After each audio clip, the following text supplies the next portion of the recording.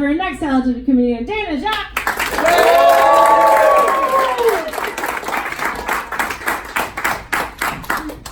Give it up for Tay and Dan, everybody. I like my comedy parents, but like in a very different strokes type of way. Like they adopted me off the streets and taught me comedy, and they put me back on the streets and told me to do comedy, so that's what I'm doing. I have a lot of people from work here tonight. Good for you guys. Thank you for coming. It's like an off-site meeting. Let's just talk about Q4 real quick. So for those who don't work at my company, we have this thing where like our president and the CFO will like gather us together like every quarter or something, like talk about things like, like revenue percentages and fucking OIBDA. Like, what the fuck is an OIBDA? Does anyone know what an OIBDA is? Do any of us know that? Like, if I had the meeting, it would be like 15 seconds. All right, Nader, you know. But for 15 seconds, the meeting would just be like, are we getting bonuses or not? Like, that's it. That's all we ever want to know. We don't need a meeting to talk about OIBDAs. So I grew up in Virginia and Texas.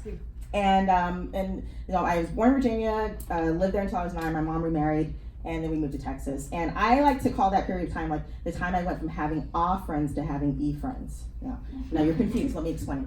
When I lived in Virginia, I had friends whose names were LaToya and Tamika and Dornita. And when I moved to Texas, I started having friends whose names were like Molly and Christy and Julie.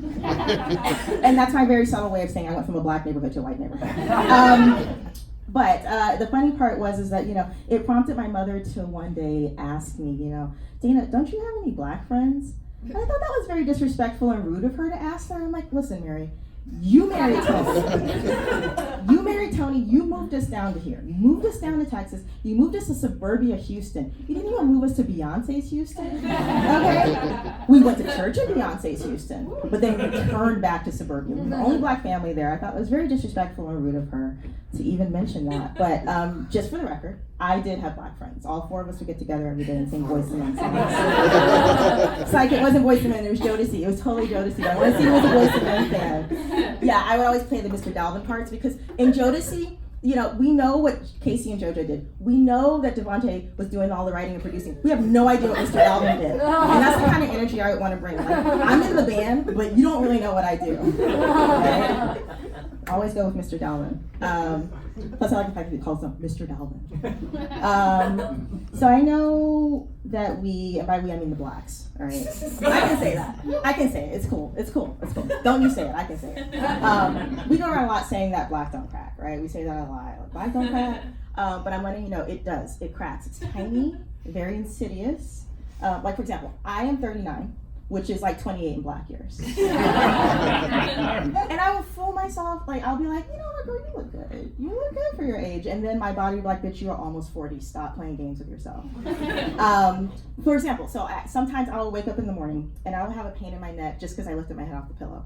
That legit happened this week. That happened this week. I'm just recovering. I have very limited mobility in my knees, so twerking and marathons are out. Don't even try to ask me about doing any of those things.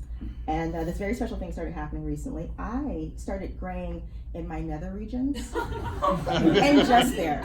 Yeah, let that marinate for a second.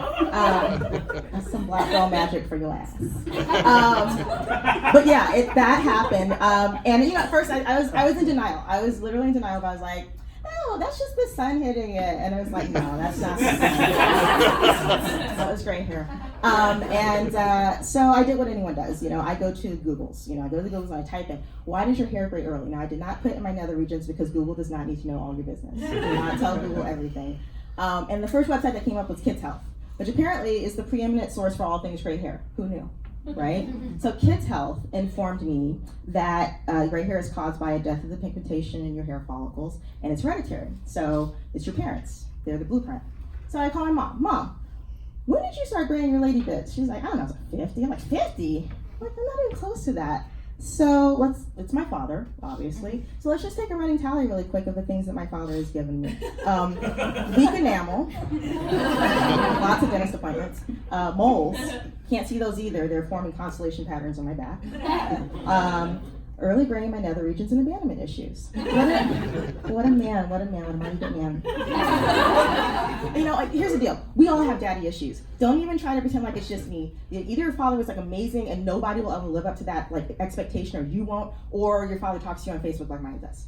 It's either or, so we all have it. Don't pretend like you're like special and you don't have daddy issues. You all do. So what else?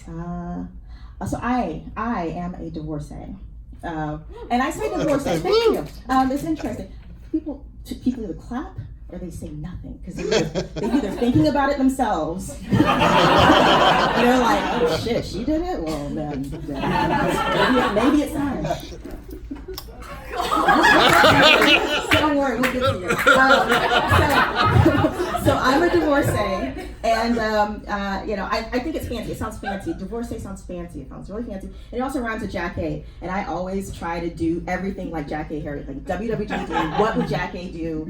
She would go divorce. So my ex is older than I am, 25 years. And you might ask, Dana, why would you marry someone who's 25 years older than you? And I would say to you, how the fuck else was I supposed to get my AARP card before I turned 40? Like, if you had another option, I wish you had told me. I didn't know. But he is older than I am. And, you know, I really thought that he and I were going to be like the Catherine Zeta-Jones and Michael Douglas of Belmont Shore. Like, that was the vision. Because Catherine Zeta-Jones and Michael Douglas are 25 years apart to the day. So is my ex and I. We have the same birthday. It's like The Parent Trap, but with an old man and me, and it's something like that. Michael Douglas is Jewish, so is my ex. Catherine Zeta-Jones is Welsh. I'm black, same difference. I mean, ask a British person, they'll tell you. Like, totally same difference. Yeah, so, and it's funny, because when we got married, I did not envision, you know, divorce was never in my mind. You know, everybody tells you, when I got married, never got married to get divorced. That wasn't the point. Death was always the point. Because he's older than me. The likelihood of him dying before me was high. So I figured, you know, if it didn't really work out, then he'd probably die, and I'll just move on with my life. But I started noticing that, you know, his parents, God rest their souls, they lived into their 90s. So I started to, like, realize that, and I started doing math, which is hard because I'm a girl, and and so I was like, okay, wait, and he's 90, okay, carry the one, parabola. I'm like, oh no, we got to get out of this now. We can't wait till then. But yeah, we did, and I really had to start thinking about why do I have this predilection for older men? What is that about? Like, you know, yeah, daddy issues is basic, whatever. Everybody, I just told you, I have it. I used to watch Nick at Night as a kid. Does anyone else here watch Nick at Night? Okay. So for those who don't know, Nickelodeon used to turn into Nick at Night in the evenings, and it used to show like old 1950s, you know, cartoons, or not cartoons, but, you know, sitcoms and whatnot. And one of my favorite ones was Dennis the Menace.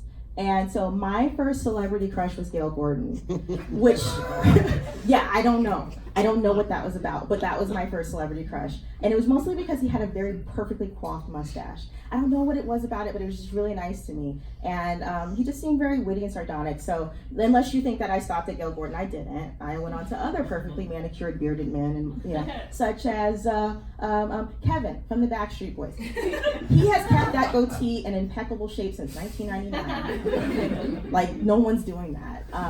You know, Denzel Washington, and you know, only in the second half of Malcolm X, not the first half, because in the second half he got the goatee. It was after he went to Mecca, not in the first half.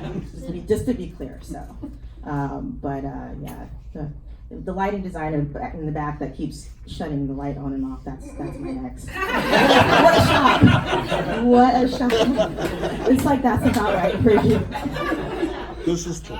But I do want to say, just for the record, I do want to say, you know, when you're looking for people in your life, find someone who supports your creative endeavors even after you've taken a portion of their assets and their soul. Because this man comes to every show that I've been to, and I thank him for that.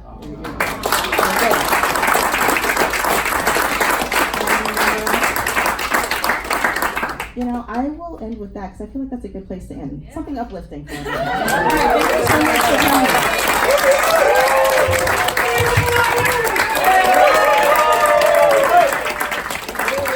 Comedy style. Sorry about the lights. Oh, that's so funny. You guys, our ex-performer I first met